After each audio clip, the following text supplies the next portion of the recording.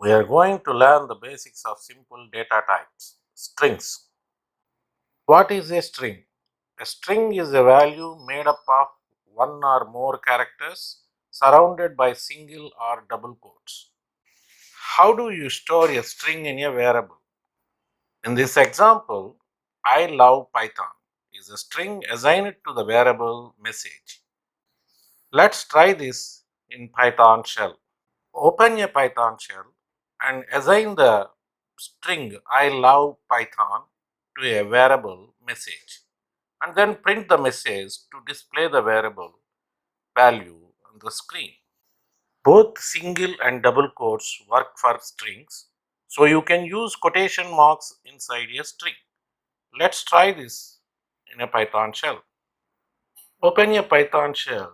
Here we can see the string I said I love Python assigned to a variable python underscore code and then print this variable python underscore code to display the results on the screen. How do you include tabs and new lines in a string? Insert tabs and new lines into strings using the special sequences /t and /n. Let's try this in a Python shell. Assign the string grocery list :n /t milk :n eggs.